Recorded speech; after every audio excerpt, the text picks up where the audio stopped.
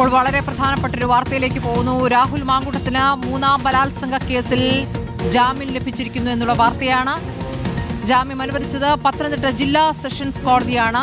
പരാതിക്കാരിയും രാഹുൽ മാങ്കൂട്ടത്തിൽ MLAയും തമ്മിലുള്ള ഫോൺ സംഭാഷണത്തിന്റെ ശബ്ദരേഖ പ്രതിഭാഗം കോടതിയിൽ സമർപ്പിച്ചിരുന്നു. ശബ്ദരേഖയുടെ ആധികാരികത പരിശോധിക്കണമെന്ന് പ്രോസിക്യൂഷൻ ആവശ്യപ്പെട്ടിരുന്നു. പ്രവീൺ പുരുഷോത്തമൻ വിവരങ്ങളുമായി. പ്രവീൺ പുരുഷോത്തമൻ, ഇപ്പോൾ പത്തനംതിട്ട സെഷൻസ് കോടതി രാഹുൽ മാങ്കൂട്ടത്തിന് ജാമ്യം അനുവദിച്ചിരിക്കുകയാണ്. എന്താണ് വിവരങ്ങൾ? സ്മൃതി, രാഹുൽ മാങ്കൂട്ടത്തിൽ MLAക്ക് പത്തനംതിട്ട ജില്ലാ സെഷൻസ് കോടതി ജാമ്യം അനുവദിച്ചിരിക്കുന്നു. കഴിഞ്ഞ ദിവസം ഈ കേസിൽ വിശദമായിട്ടുള്ള വാദം പത്തനംതിട്ട ജില്ലാ സെഷൻസ് കോടതിയിൽ നടന്നിരുന്നു. അന്ന് പ്രതിഭാഗം പരാതിക്കാരിയും രാഹുൽ മാങ്കൂട്ടത്തിൽ MLAയും തമ്മിലുള്ള ഫോൺ സംഭാഷണത്തിന്റെ ശബ്ദരേഖ കോടതിയിൽ സമർപ്പിച്ചിരുന്നു. അത് രാഹുൽ മാങ്കൂട്ടത്തിൽ MLA ന്യായീകരിക്കുന്നതിനുള്ള ഒരു ശ്രമമാണ് പ്രതിഭാഗം നടത്തിയത്. ഇതിനെ ശക്തമായി പ്രോസിക്യൂഷൻ എതിർത്തിരുന്നു. ഈ ശബ്ദ സംഭാഷണത്തിന്റെ ശബ്ദരേഖയുടെ ആധികാരികത പരിശോധിക്കണമെന്ന് കോടതിയോട് പ്രോസിക്യൂഷൻ ആവശ്യപ്പെട്ടിരുന്നു. അതിന്റെ അടിസ്ഥാനത്തിലാണ് കഴിഞ്ഞ ദിവസം ഈ ജാമ്യാപേക്ഷയിൽ വിധി പറയാൻ ഇന്നത്തേക്ക് മാറ്റിയത്. അങ്ങനെ ഇന്ന് ഇപ്പോൾ പത്തനംതിട്ട ജില്ലാ സെഷൻസ് കോടതി രാഹുൽ മാങ്കൂട്ടത്തിന് ജാമ്യം അനുവദിച്ചിരിക്കുന്നു. മൂന്നാം ബലാത്സംഗ കേസിലാണ് ഇപ്പോൾ രാഹുൽ മാങ്കൂട്ടത്തിൽ MLAക്ക് പത്തനംതിട്ട ജില്ലാ സെഷൻസ് കോടതിയിൽ നിന്നും ഇപ്പോൾ ജാമ്യം അനുവദിച്ചിരിക്കുന്നത്. കഴിഞ്ഞ ദിവസങ്ങളിൽ ഈ വാദപ്രതിവാദങ്ങൾ നടന്നപ്പോൾ പ്രതിഭാഗം പരാതിക്കാരിയുടെ പരാതി വിശദമായി കോടതിയെ വായിച്ചു കേൾപ്പിച്ചിരുന്നു. ആ സമയം പ്രോസിക്യൂഷൻ അതിനെ എതിർക്കുകയും ചെയ്തിരുന്നു. എന്തിനാണ് ഇത്തരത്തിൽ പ്രതിഭാഗം അഭിഭാഷകൻ ഈ പരാതിക്കാരിയുടെ ഈ പരാതി വിശദമായി മജിസ്ട്രേറ്റിന് മുന്നിൽ കോടതിക്ക് മുന്നിൽ വായിച്ചു കേൾപ്പിക്കുന്നത് എന്ന് പറഞ്ഞുകൊണ്ടായിരുന്നു കഴിഞ്ഞ ദിവസം വാദത്തിനിടെ പ്രോസിക്യൂഷൻ ഇക്കാര്യം എതിർത്തത്. അതേസമയം അഭിഭാഷകൻ ഹരിമോഹനിലേക്ക് കൂടി പോകുന്നു. ഹരിമോഹൻ, ഇപ്പോൾ അറസ്റ്റിലായി 18ാം ദിവസമാണ് ഇപ്പോൾ രാഹുൽ മാങ്കൂട്ടത്തിന് മൂന്നാം ബലാത്സംഗ കേസിൽ ജാമ്യം ലഭിച്ചിരിക്കുന്നത്. ജാമ്യം ലഭിക്കുമ്പോൾ പ്രതിഭാഗത്തിന്റെ വാദങ്ങൾ കോടതി അംഗീകരിച്ചു എന്നാണോ മനസ്സിലാക്കേണ്ടത്? എന്താണ് നമുക്കറിയാനാകുന്നത്? രാഹുൽ മാങ്കൂട്ടത്തിലെ മൂന്നാമത്തെ കേസുമായി ബന്ധപ്പെട്ടുകൊണ്ട് പ്രതിഭാഗം, അതായത് രാഹുൽ മാങ്കൂട്ടത്തിന്റെ അഭിഭാഷകൻ നേരത്തെ മുതൽക്ക് തന്നെ കോടതിയിൽ ഉയർത്തിയിരുന്ന വാദങ്ങൾ ഈ ഉഭയസമ്മത പ്രകാരമുള്ള ബന്ധം സ്ഥിരീകരിക്കാൻ കഴിയുന്ന തെളിവുകൾ തങ്ങളുടെ കയ്യിലുണ്ട് എന്നുള്ളതായിരുന്നു.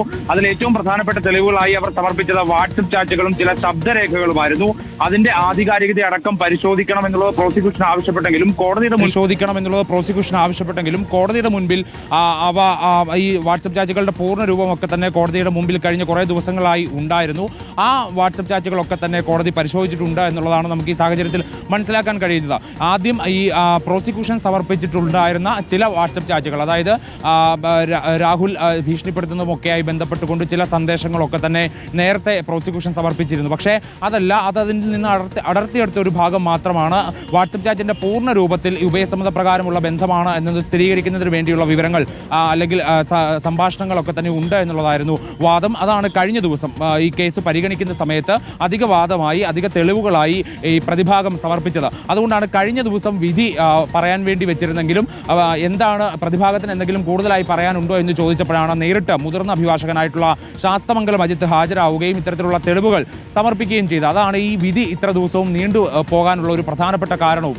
എന്തായാലും പരാതി വൈകിയതുമായി ബന്ധപ്പെട്ടുകൊണ്ടോ അല്ലെങ്കിൽ മറ്റെന്തെങ്കിലും തരത്തിലുള്ള സാങ്കേതിക നടപടിക്രമങ്ങളിൽ ഉണ്ടായ വീഴ്ച കൊണ്ടോ അല്ല ഈ ജാമ്യം എന്നുള്ളതാണ് നമുക്ക് മനസ്സിലാക്കാൻ സാധിക്കുന്നത്. കാരണം ആ സമയത്ത് തന്നെ കോടതി അക്കാര്യങ്ങളൊക്കെ തന്നെ തള്ളിക്കളഞ്ഞിരുന്നു. അതായത് ഈ സാങ്കേതിക നടപടിക്രമം എന്ന് പറയുമ്പോൾ ഈ പരാതിക്കാരിയുടെ മൊഴി രേഖപ്പെടുത്തി, അത് വീഡിയോ കോൺഫറൻസ് വഴിയായിരുന്നു മൊഴി രേഖപ്പെടുത്തിയത്. അതിന് 3 ദിവസത്തിനുള്ളിൽ ആ മൊഴി രേഖപ്പെടുത്തി 3 ദിവസത്തിനുള്ളിൽ തന്നെ ഈ പരാതിക്കാരിയുടെ ഒപ്പ് നേരിട്ട് രേഖപ്പെടുത്തണമെന്നുള്ള ചില ചട്ടങ്ങളുണ്ട് എന്നുള്ളതായിരുന്നു രാഹുലിന്റെ അഭിഭാഷകൻ ചൂണ്ടിക്കാണിച്ചിരുന്നത്. പക്ഷേ അങ്ങനെ ഒരു ചട്ടം BNSS ഇല്ല എന്നുള്ളതാണ്, അതായത് പുതിയ നിയമത്തിൽ ഇല്ല എന്നുള്ളതാണ് കോടതി തന്നെ ചൂണ്ടിക്കാണിച്ചിരുന്നത്. അതുകൊണ്ട് ആ സാങ്കേതിക പ്രശ്നം അവിടെ കോടതി എന്തായാലും അത് രാഹുലിന് അനുകൂലമായിട്ടൊന്നും ആ രീതിയിൽ കണ്ടിട്ടില്ല എന്നുള്ളതാണ് മനസ്സിലാക്കുന്നത്. പക്ഷേ അതേസമയം തന്നെ രാഹുൽ സമർപ്പിച്ച തെളിവുകൾ ഈ കേസിൽ വളരെ പ്രധാനപ്പെട്ടതുമാണ്.